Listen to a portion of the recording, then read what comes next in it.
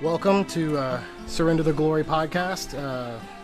Today we're going to do something a little bit different.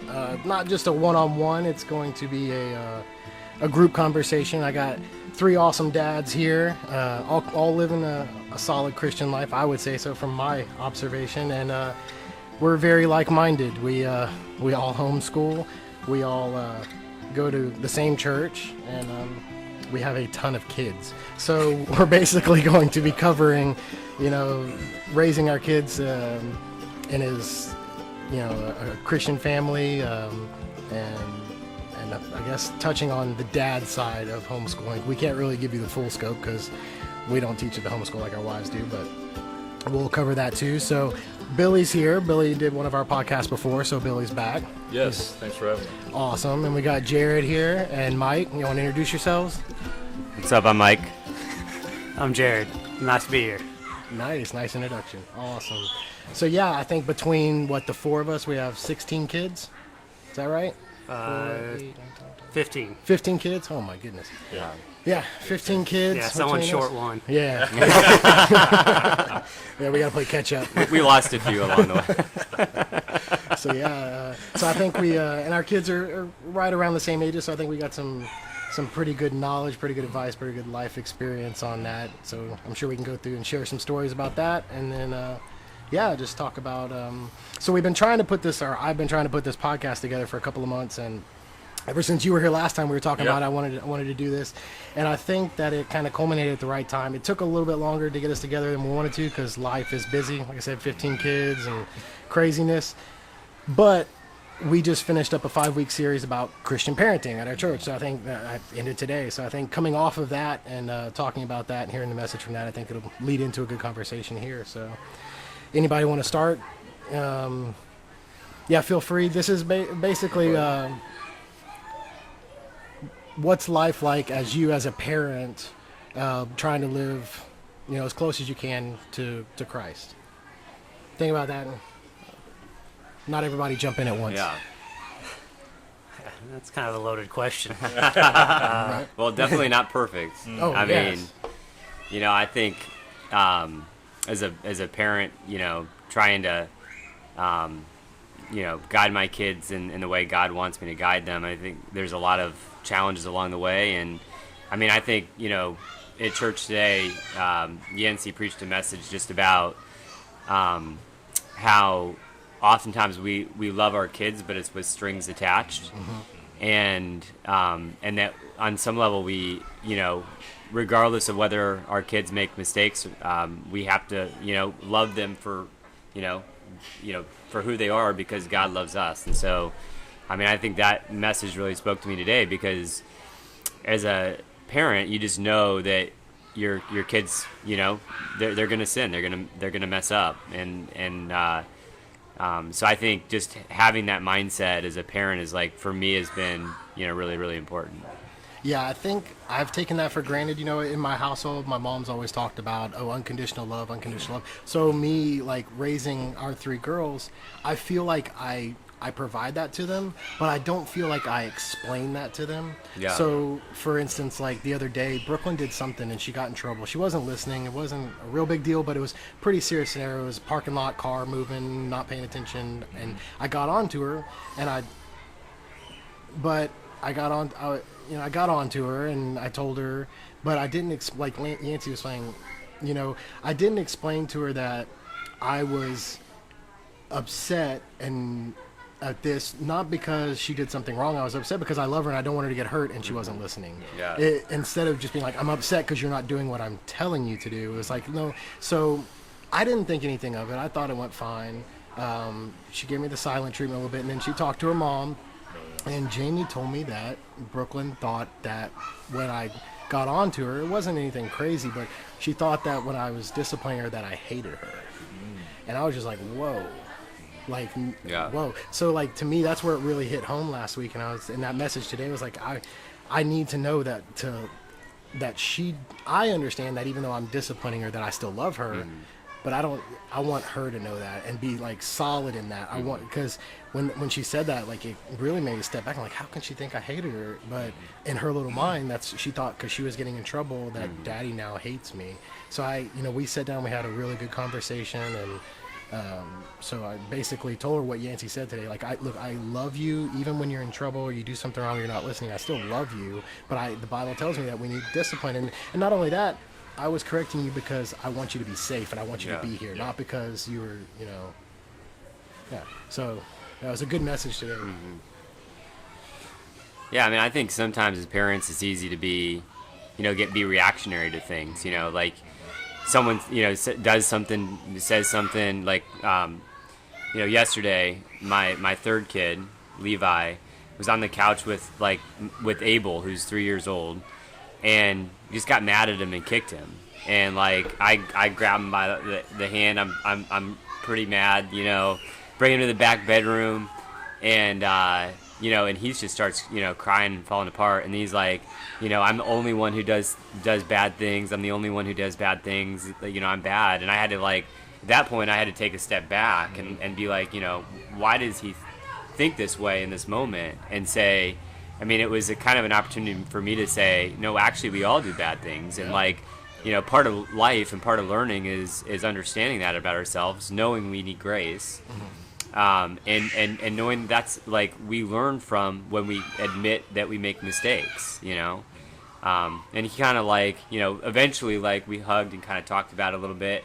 Of course, he goes back and he'll do that kind of thing again. Yeah, it's gonna happen again. Right, and I think that the challenge with parenting is it's never one moment. No. Yeah. It's like the repetitiveness. You know these things are going to happen again and again, and you hope that over time you show them love that's unconditional, and you continue to teach and instruct rather than just trying to kind of force your will on them.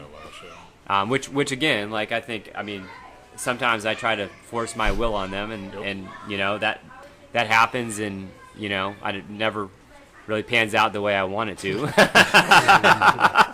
Usually that ends up being a kind of a power struggle, right? Yeah. But I think that's the hope, is that we continue to unconditionally love and instruct them, and eventually they'll do the right thing. Do the right thing In those hard moments, they'll. Right. Yeah. Right. So. Yeah, that's a lot of things too. I look back on the choices in my life and see how the choices that I've made in my life got me to where I'm at, and I'm comfortable where I'm at. I'm glad everything that's happened that's led me here. I would never take any of it back, but there's some things that I've done that are just man, that was a very poor choice. Yeah. And those choices can shape you. And I may have been lucky and not got caught or not done this or not done that and came out okay, but one bad choice like that, can lead you down a pretty tough path. And that's kind of what I want to instill in them too, is not just accepting that you're going to mess up and that God's grace is going to be there, but also accepting, hey, you have consequences, and those consequences are, if you make a bad choice, God is still going to love you, God's still going to forgive you, and Mommy and Daddy are still going to be here for you, but you're still going to have to pay for those consequences. That disciplinary is still going to have to be there, whether it's a higher disciplinary outside of our family, like if you've done something at school or with the law, or in our family, some sort of reactionary consequence is going to be there for your choices. Yeah. And they need to know that as well too, because you can't just put pillows on everything and let kids run through everything, because sooner or later, they're going to hit a wall and have to make a hard choice and make a bad choice.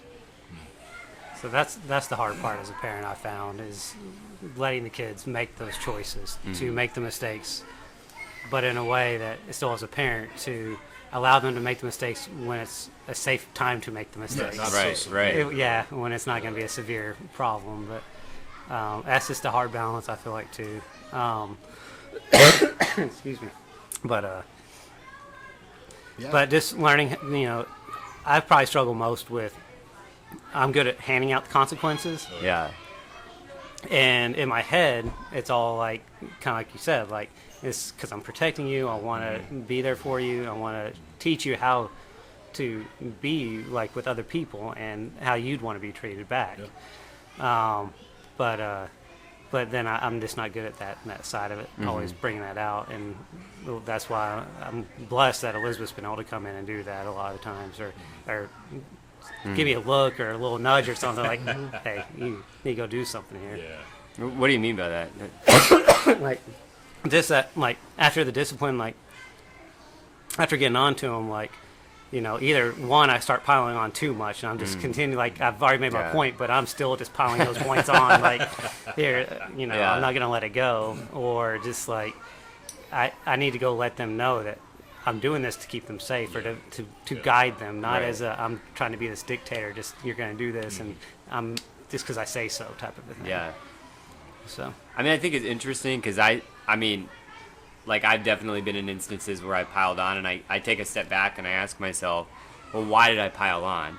Well, it's often because there's a power struggle. Like, I said something, and then they come back at me, you know, and then I'm like, oh, man, like, I'm going to come back, you know, at you, right? Like, and that's where I think it's a challenge is like, how do you take a step back from that and disengage from the power struggle? I think, like, when all of us are very busy, you know, we're working, we come home, we're tired. I mean, that's the hard part is, like, you're tired from work and having that sort of fresh mind where you can, like, take a deep breath, take a step back, and not engage in that power struggle is a real can be a real challenge. Yeah, it's kind of that like trying to reason with a 2-year-old type of thing. You're like, I want ice cream. No, you can't have ice cream. Well, why? And then, but no matter what you say in this whole world, it won't be good enough. So it's one of those things where you kind of, like you said, you got to check yourself. You got to realize, okay, I'm talking to a child. I need to explain to them this is how it is, but then also where you're coming from. And I always left out that where you're coming from. I was always like, this is how it is. Period. End of discussion. Not, hey, I love you, I want to make sure you're safe, this is why we're doing this. And then sometimes when you even explain that, they don't want to hear it. So then you've done it, and you're like, ugh. So I'm not even going to say the second part because it's just a hot air. So yeah, it's that fine balance. And I think, you know, the telltale is like if your kids go somewhere, say they spend the night somewhere, like grandparents kept them this weekend, you know, and they come back and they're like, oh, your kids are angels, they did everything right, and you're like, oh.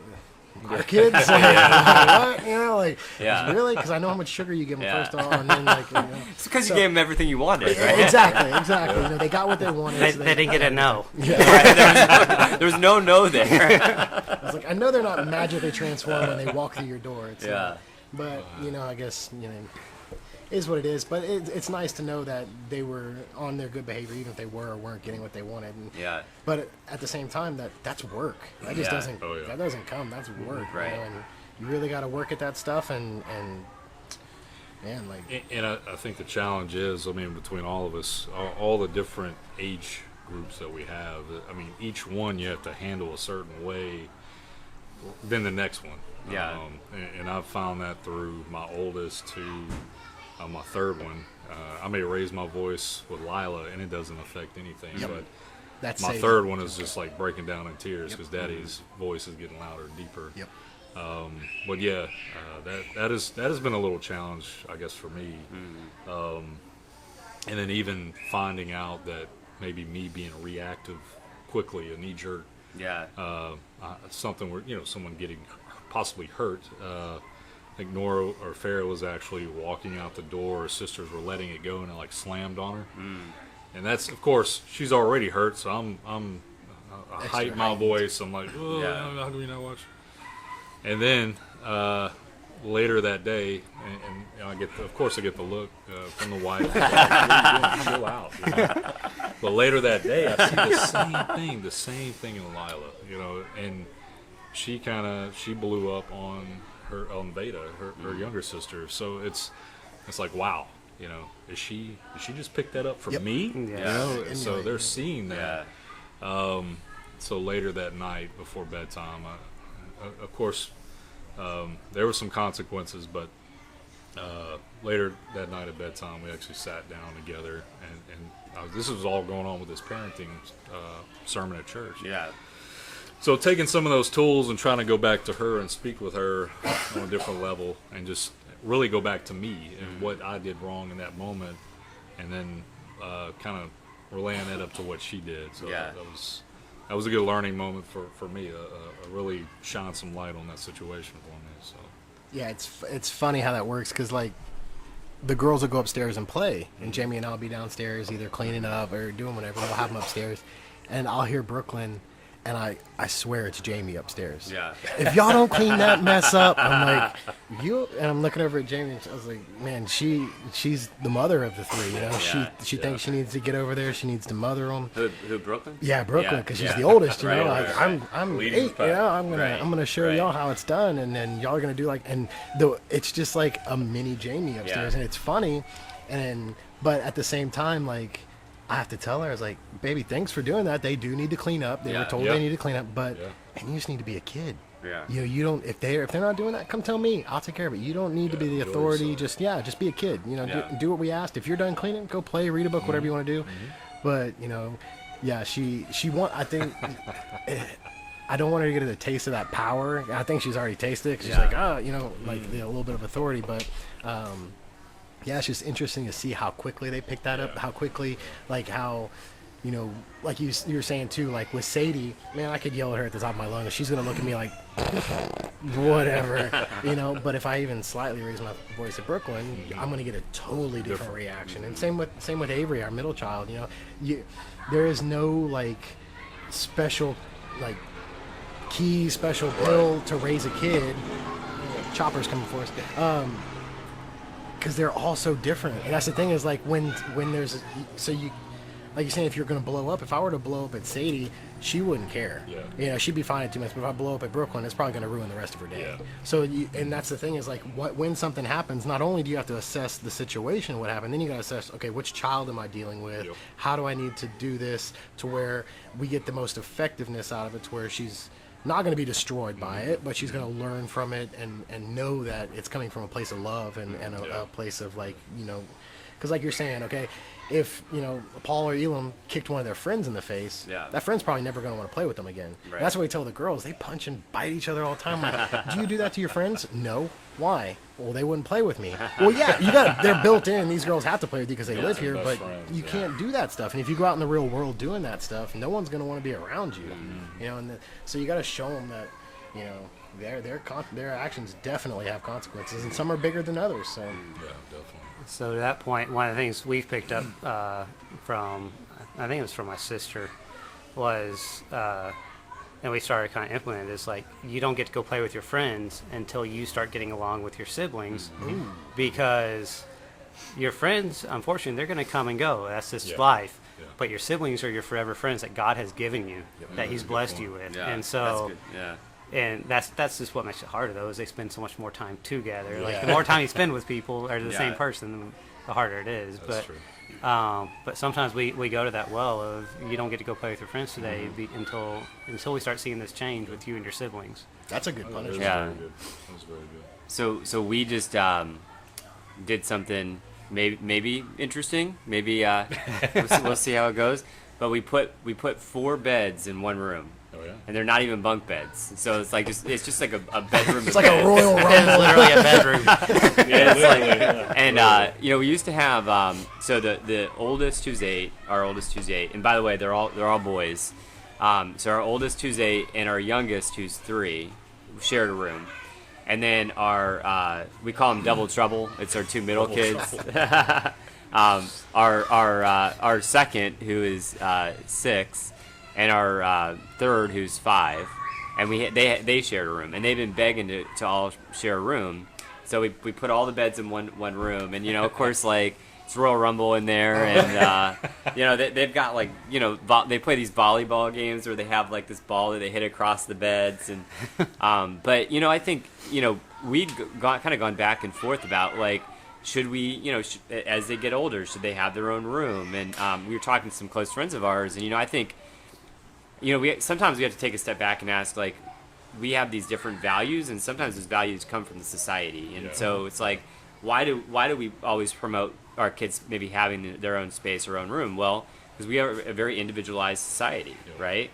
And there's I'm not that there aren't benefits to that, but you know, one of the things we wanted to be able to teach our kids is, hey, you have to learn to share a space, and when you share a space with people, that's where you learn to become selfless. And by no means are my kids selfless at this point, but like it's a process. Yeah. And we want to teach them that stuff intentionally. And part of that, I think, is sharing that space with each other. And when you get into conflicts, you resolve them. Yeah. And to the extent that we can stay out of it, and give them guidance on how to solve those problems, that's what, as parents, what we want to be able to do. And obviously there's a lot of mistakes along the road, and on our part and their part, but like the hope is that we are allowing them the space to be able to work out their challenges on their own. And that's good. Like with us, I don't like the go to your room thing, and we've used it a couple of times. If like, say they're overtired and they're throwing a huge fit and then nothing can settle them or whatever, okay, go to your room if it's a you problem.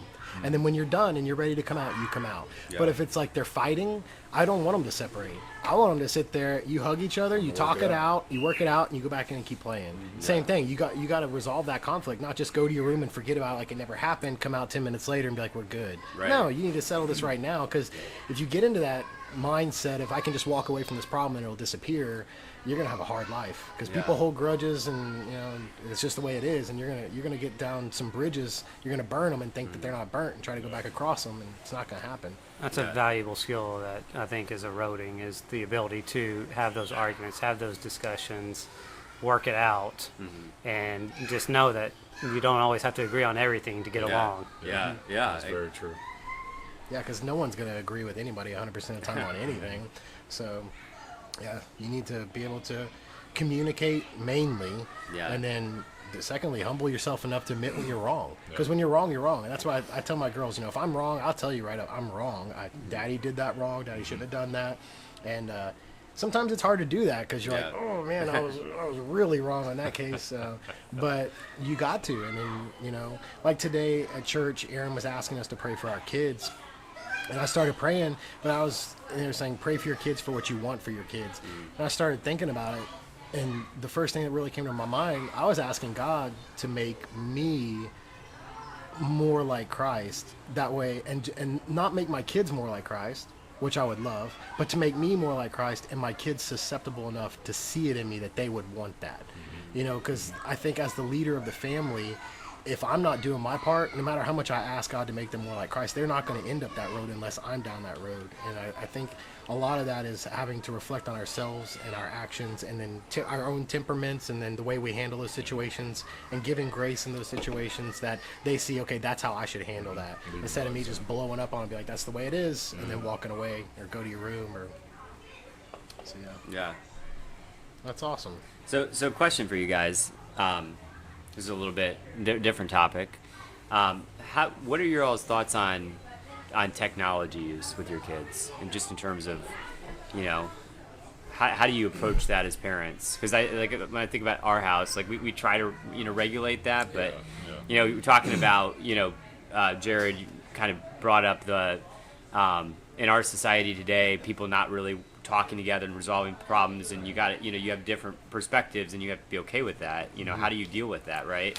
And I think, like, I look at it and I'm like, well, when you look at social media today, it's easy to like just become isolated into groups and depressed in terms of, hey, like, I'm around people that are only going to share my beliefs, and if someone else has a different perspective, I'm going to block or challenge. And so what, knowing that kind of about our society, what are you all's thoughts on how we get them to that point to where they can resolve challenges? So I'll jump in quickly, I guess, first. Because, we all struggle with that, and even for ourselves, I think. But and then trying to teach our kids how to manage technology, because that's all they've known. They don't know it any differently. We just bought our oldest, who's a tween, a phone for the first time, which, yes. No wonder you jumping right. So, and she's had her Nana gave her an iPod a couple years ago, so we've already had a little bit of experience with it, but it's a lot more freedom now. But she still has to come through me for apps and stuff. And so she'll ask me why I disapproved an app or why I didn't let her get something. And I'll explain to her, like, one, I know what I'm looking for things that you aren't. Like, you just sent me an app that has 1 star out of 5 out of, from all these people. I'm not giving you that app. You don't know to look for that. Or It's just from some random person that's created this app, and they haven't even touched it in years or whatnot. And looking at their apps and in the field that I'm in, I can see what it looks like these people are probably trying to do. Yeah. I was about to say, you want to give your background, because like I wouldn't even thought the stars I would have thought of, but Yeah. I would look at the content. But you have, So I'm software development, and so I listen to a bunch of podcasts on that. I've learned a lot of different things on it, and what a lot of people will do, or not a lot of people, I don't know how many, but what people will do though is the whole like, oh, can this app track your location? Well, who cares? This app's not doing anything. It's not an important app. I'll let them track it, or it's a game I like. I'll let them track me. And what it is some of these they're posting your location. Like, people can subscribe to your post of your location. So that's actually how you get those phone calls from wherever you're at. Like if you travel or when you're here and you're getting those robocalls, but they're always from where you're around. Yeah. It's because some app, typically, not always, selling but your information. They're selling your information. They don't know who they're selling it to, but they're selling your information. And so, and that's it the goes whole deeper idea. than that, because like Yeah. say you have just a creeper make the app and he's tracking your location, and then they have hey, put your name and your date of birth in here. Now he knows you're a 9-year-old female. He's tracking your information. He knows where you're at 24/7. Then it gets to a whole another level of creepy. So yeah, you gotta really be on. That's kind of in my field. That's what I'm looking for. Like, Yeah. Law enforcement. I'm thinking watchdog. But yeah, it's scary how quick that can change. The thing, like with the girls got iPads like 2 or 3 Christmases ago, right? And we put Samsung Kids on there, so they can't get out of the program. They don't know our password. They can't download apps unless we let them. And it's all like children's based stuff. It's just Samsung Kids. It blocks everything. But at the same time, we noticed that the girls liked watching YouTube, and a couple of times we weren't paying attention. We come around the corner, and the girls are freaked out because they may be watching something. We're not even signed in as a guest, so they don't know the age, and they're watching something that's harmless. But then it goes to a commercial, and it's like Silent Hill 3 video game, and I've got a 3 and a 4-year-old looking at the TV, just freaked out because they've just seen this horror game, and they're like, "What is that?" So you got to be on top of everything. Somebody, sorry, I don't know if you can hear it in the background, but all the kids are over here, so they're all swimming, so I'm sure you can hear all that in the background. But yeah, it's just, you got to be very, very careful with that. And then on top of like what you were saying about the friendships, like they say the average person this day has 1,000 internet friends, but less than one actual friend that they hang out with on a regular basis.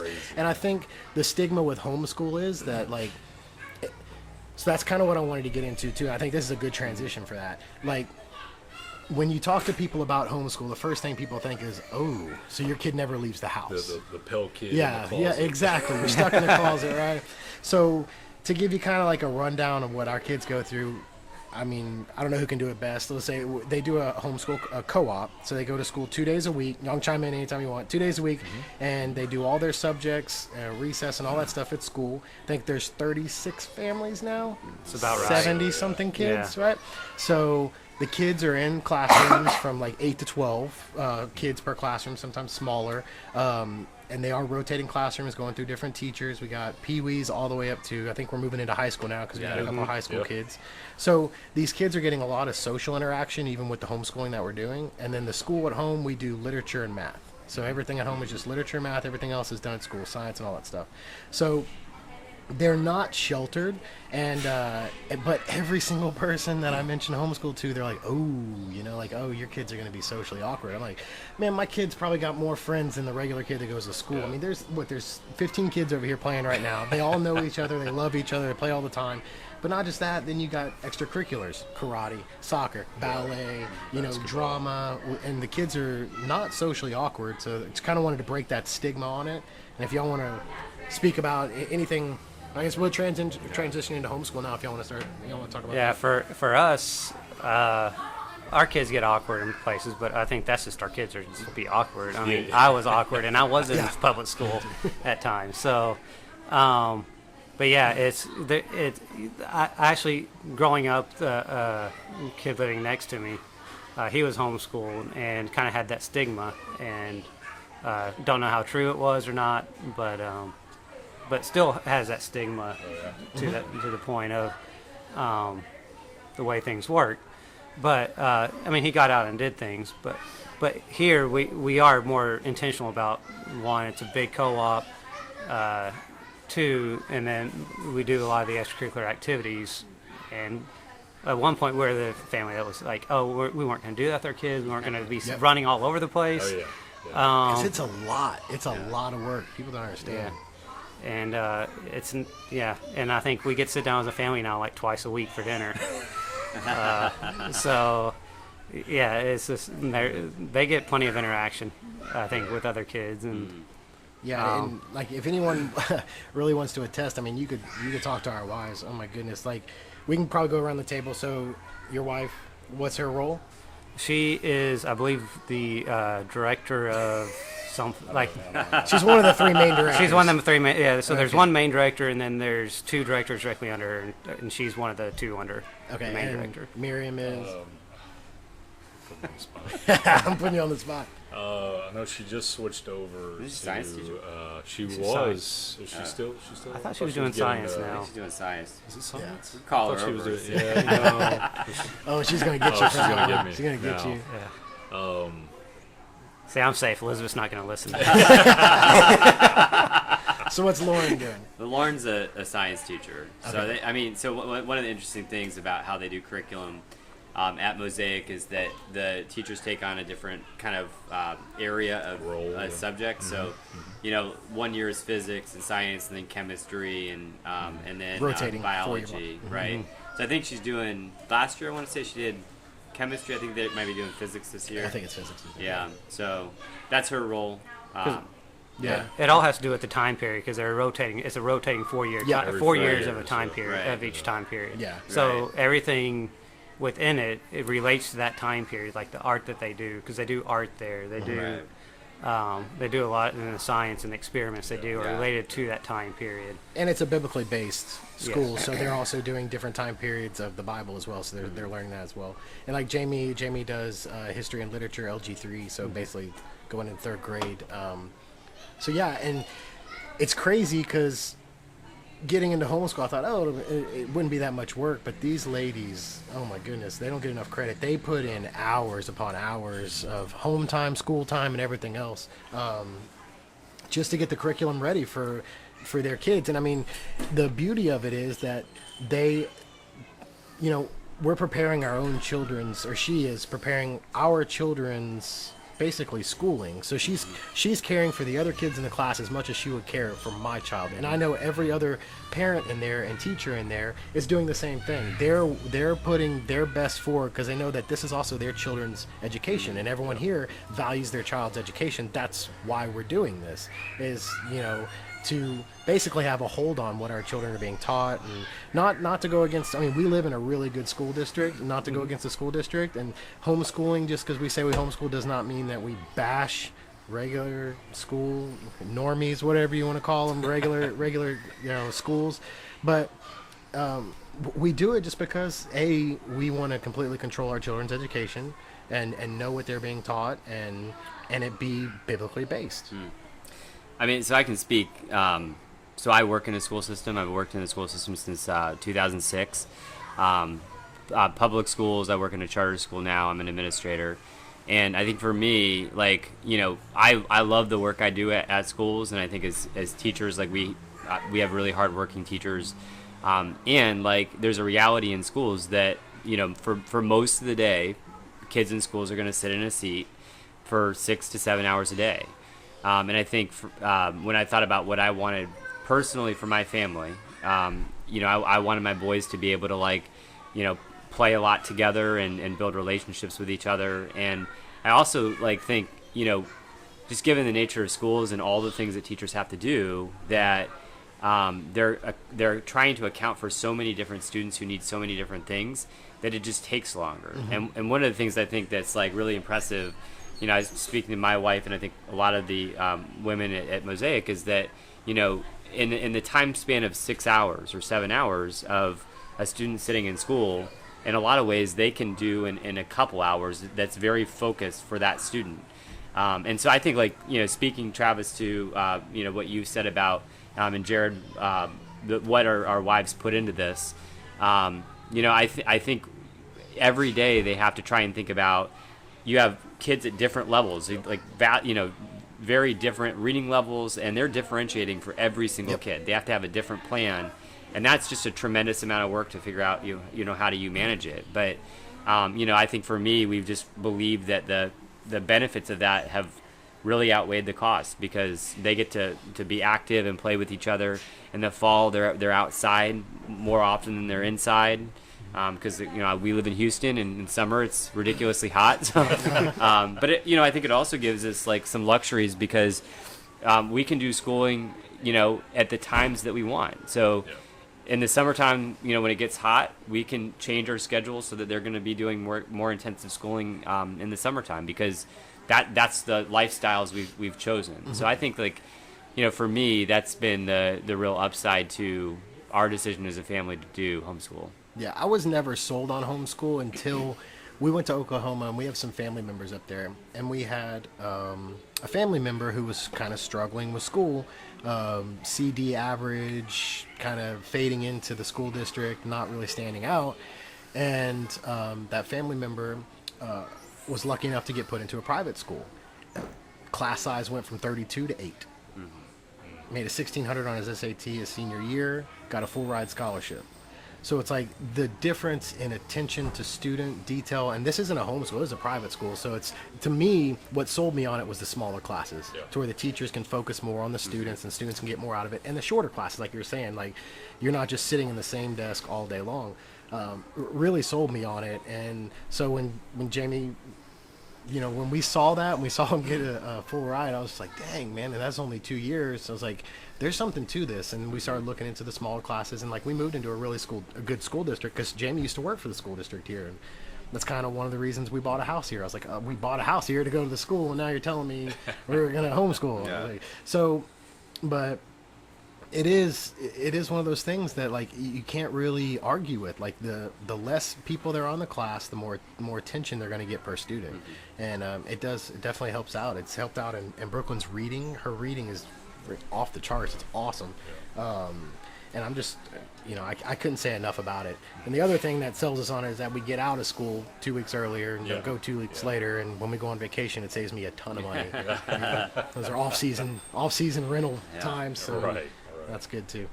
Billy, what's been your experience? So, when it was first brought up, Miriam really had struck the interest of homeschooling. She was in a lot of different mom groups as Lila was an infant.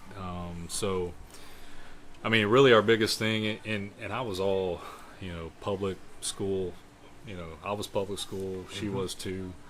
At first, and I had that image of homeschoolers being these kids are just are very socially awkward, don't pasty see white, anybody, very pasty white, and just very different.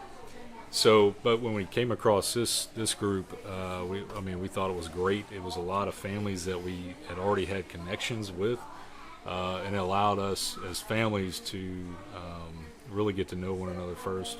Trust. Two, with homeschool, you were talking about 6-8 hours a day. You think about it, it's like school. For public school, it's almost like working a full-time job, 40 hours a week in a school. But at home, you can actually do the schoolwork and actually go outside or take field trips and really experience those studies that they're actually covering. So we thought that was something that really drove us to go that route. And, Bill, like you said, build relationships, just having one-on-one time with their sisters, and us doing the same. So, and it's worked out. It's worked out great. And you mentioned the 2 weeks before. It's been nice too. Mm-hmm. So.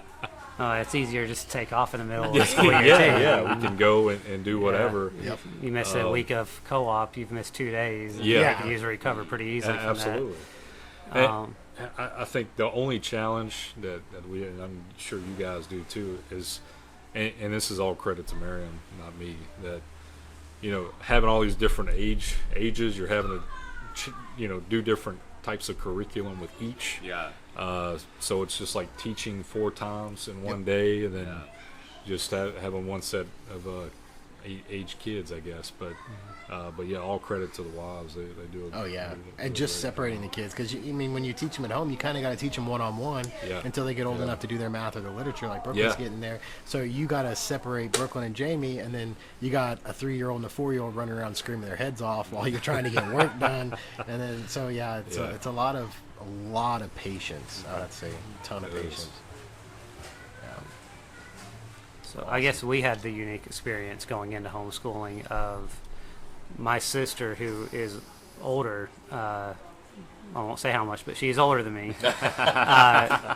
But she'd already gone through it. Like, she was almost finished going through high school with her oldest by the time we were having kids, or about the time Isabel was hitting school age. Yeah. And so we kind of got to see that and just how homeschool works. So we had that resource of who we could call off the bat Oh, beginning yeah. when we were starting. So, because Elizabeth, she's great. I do love her, and she's very passionate about everything. And this is one of the nevers was I was never going to homeschool. And I was Wait, like, for okay. her? For her, she was Wow. she was never going to homeschool. We had plenty of nevers. It's all Yeah, funny. yeah. Wait, so who switched it? Did she She decide? did. Yeah. It's Wow. her. It all came. Yeah. It's always her. About her. I'm just the go along. You're Yeah. just like, oh, okay. Sure, Sounds whatever you good, want to honey. do. I go with the flow a lot better. Yeah. So, because when she said never, I was like, okay. I mean, I'm Yeah. fine. Well, I went through public school. She went through Yeah. public school. And then when she said she wanted to, I was supportive. I was like, I'm good with that too.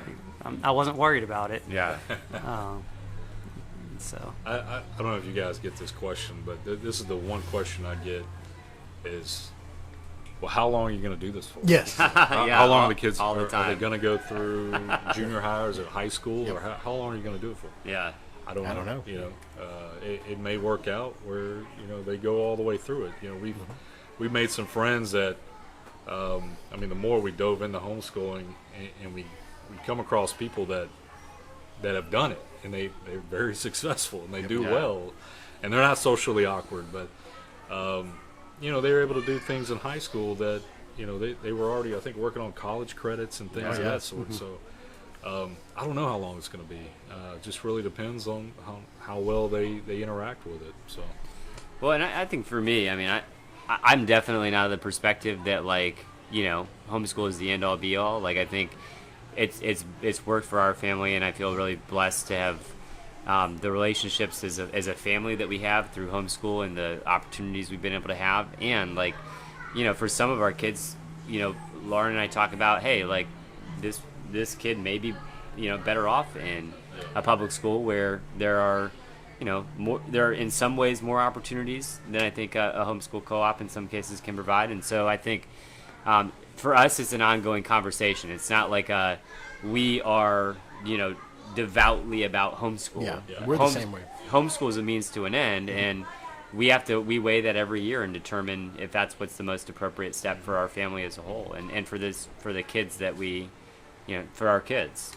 Yeah, So. and I think ultimately with us, we saw that with some family members of ours. They were in private school and they were doing really good, but for instance, like if the public school closest to them had a better athletics program and that child is trying to say do something athletically and they want to get noticed, it's more likely they're going to get noticed at a 4A or 5A school than they are at a private school. So putting them in there and letting them get on that team and being noticed, it may be a benefit to them. So to us, it's not the same thing like we're a dictator, like this is done, you're in homeschool till it's over with. It's one of those, hey, it's working now, it's going great, we're going to keep it going. If you decide, even if our kids decide, hey, we want to try private school, we're not, no, you can't. Like, yeah, if you want to try that when you get older, whatever, and you feel it's what you want to do, that's good too. And like you were saying, like, how long are you going to do this? Everyone, I get the question like, oh, you do it through high school, so you would deny your kids like a prom? I'm like, they have homeschooling proms, right? They have like 3,000 kids. I'm like, the crazy thing is that Texas is so good for homeschooling that every single program that public school has, they have outside for homeschool programs. And even better that, there's programs during the week that are just set up for homeschooling, like the museum trips they take, they're just for homeschoolers. So not only do they get to go to the museum like the public school would, but they have back rooms set up where they bring the artifacts in and they get to do an assignment and they're actually learning while they're doing it instead of just walking around looking at dinosaurs. So it's like all that stuff there is set in place in Texas. And I know a lot of states are not as good as Texas, and I think we're blessed to be here and have that opportunity for the kids to do that. But yeah, at the same time, like if they get tired of it, or if it's just too much on the plate, I think we're in the same thing. We'd let them try it. Yeah, why not? My again, kind of going because we haven't hit the high school level yet, but Yeah. my sister, they every her first 3 as they got to high school, they gave them the choice: do you want to go to public school, or do you want to continue this at home and go through what they do there, how they do it? And so her first 3 have all said, no, I want to stay. I have my friends that are in public school. I see what they go through. Yeah. I like what we're doing, and they continue going. And her oldest graduated with 4.0 in mechanical engineering and got a good job and full ride when he went to college. The next one, he just graduated and got his nursing degree and is doing his residency now. So, and then her third, she has a fourth that's younger, but her third is graduating this year from another college.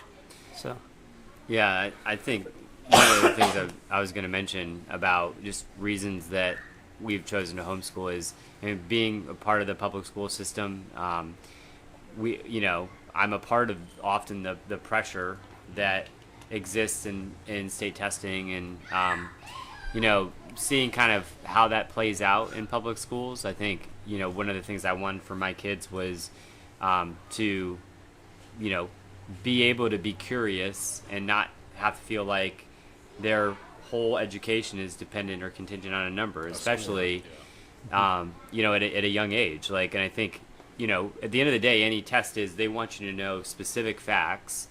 And often because of that, I think teachers who are trying to get kids prepared for tests teach them those facts as opposed to teaching them how to think for themselves and come to understand why anything is factual in the first place. And so I think the flexibility that homeschooling provides in that respect, where we know, hey, we can have the space and opportunities to teach our kids to critically think in that way, is another major motivation for why I have been very appreciative of my kids having the opportunity to be in homeschool.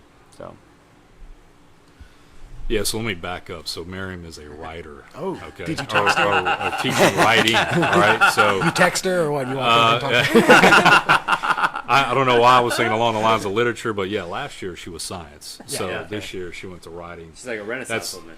Yeah. But yeah, she is a great writer. She does that on her own too. Yeah. So Sorry to put you on the spot. no, not at all. Should have asked these questions up front. I asked let me you do these. It makes it much more fun. Yeah, you're just like Jamie. On our very first podcast, we even talked about it. We started the podcast off raw. We were just doing it, just see what happened kind of organically. And she made me stop and completely redo it because she had to take notes on exactly what she was going to. And then she probably went off like 10% of the notes. So. Yeah.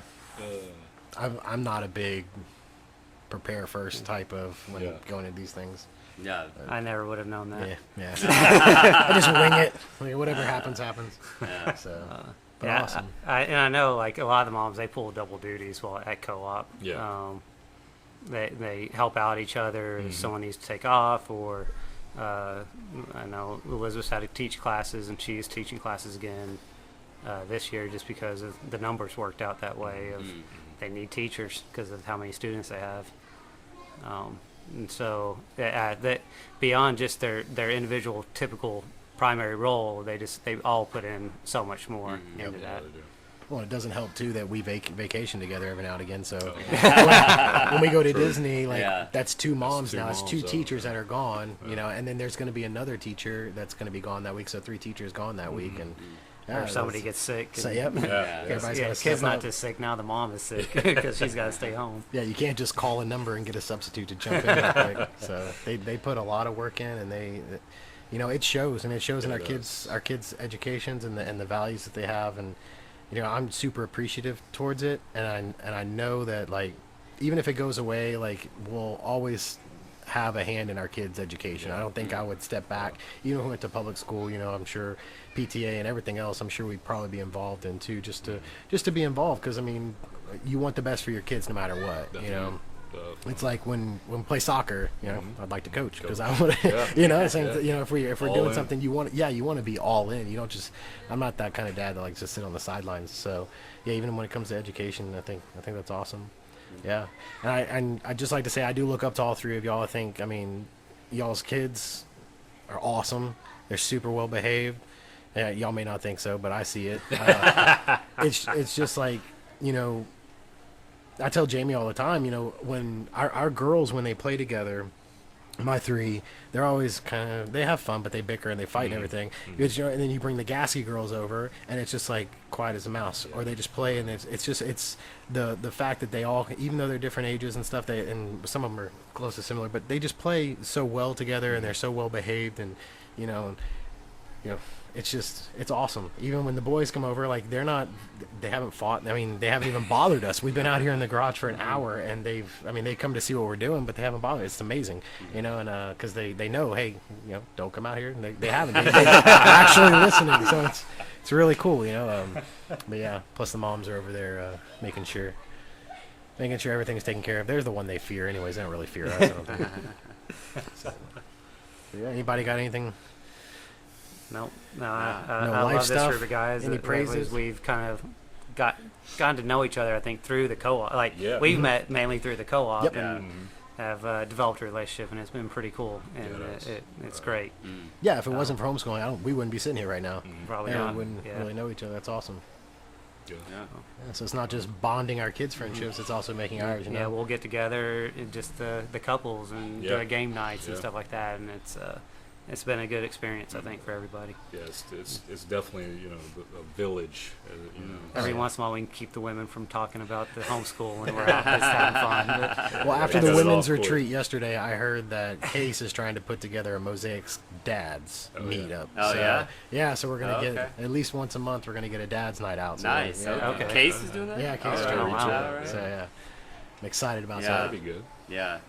No, I agree. I mean, I think with the whole village analogy, I mean, I think that sometimes as parents, you know, for me, I've always been in a situation where I feel like my kids' development is like, you know, largely dependent on me or me and my wife, and I mean, I have to challenge that on some level because, you know, I think kids need a lot of different positive people around them and adults around them, and I feel very blessed that we have that, and that there's such great people in the co-op that can kind of guide them and give them sort of direction towards God. So Absolutely. Yeah, I don't know if I was talking to you about it or when we were out one night. We were talking about like being on the fringe. You know, like in society today, to openly say you're a Christian and talk about Christianity, you're kind of like on a fringe because people are like, oh, you can't talk. We don't talk about religion or whatever. But on the second part of that, even like when you're around other Christians that are diehard Christians, you're like, yeah, we homeschool. Then they're like, oh, you know, so you're like on a fringe of a fringe. So like when you have like-minded people that are open-minded, like we're saying, we're not stuck in this. Like if we have open minds, we're open to communication. All four of us, I'm sure, have different opinions on a lot of different things, but at the same time, we're like-minded people that can come together and share our values, you know, and actually show our kids of what adult friendships look like. You know, I don't know if like growing up, my parents, like they were all in with us. We were baseball, football, all this stuff, but I mean, I very rarely, and I know my dad, my mom had friends, but usually it's like after we go to bed or whatever, Yeah. they put us to bed, get a babysitter, and they go out. I never really saw them after a certain age or whatever. My dad retired from the police department, went over to customs. Like when he was with the new people, like they didn't come around anymore. So it was just like just our family. So everything was just our family or sports, you know. And for the kids to see that as adults, as grown adults, we can still carry on these friendships and still have get-togethers and stuff like that. And it's not just a birthday party, you know. Oh, we're getting over. We have to go there because it's a birthday party. Small talk, you know. Yeah, and those are so awkward, anyways. Because you don't know, you know, one person there and it's the kid, and you don't know the adults. So you're like, what is this? But it's nice to be able to kind of show that because I didn't have that. I don't know if y'all had that, but I didn't have that. And for my kids to see that, I think it's a real blessing, you know, especially when it's around like-minded people that are really good influences. Like I trust all three of y'all with my kids. right. And if anytime you want to take them, you can take them. All three of them. All three of them. That's fine. You have to take our 4. We'll take your 3. We'll give you 4. So, yeah. No, I just think that's awesome, and I really do thank God that y'all are a part of our lives, that your kids are a part of our lives, and they're all really good, positive influences. Yeah. I mean, it's a really cool thing, and I appreciate y'all coming on here and talking about that openly and freely, and Hopefully one of many yeah, podcasts. Yeah. definitely. I'd like to have both y'all back on and tell your testimony if you want to. That's always gritty and dirty and scary, but it's awesome, like try to. It is. And that's basically what we're trying to do with this channel. And I really, if you could encourage your wives to talk to Jamie about it, because I would really like her, because I couldn't have this conversation with your wives. It would just be awkward, but Jamie could. Yeah. You know what I'm saying? So she can relate to them. So if they ever want to do that too, that's open platform. I've been trying to get Jamie to step up a little bit and get that confidence and break into it and really become, because I think more often than not, like, these stories really, they go untold except for to our small groups. Yeah. And when you're able to put them out there and let other people hear them, and everyone has a different story, but your story may kind of line up with someone else's story that can probably help them through a hard time. I think only good stuff can happen from that. Yeah. So yeah. Awesome. Good times. Yeah. Awesome. for having Enjoyed us it. on. Thanks for having us on. Oh, Do it thank again. y'all, man. Thank y'all. And this has been the Surrender the Glory podcast, and another one in the books.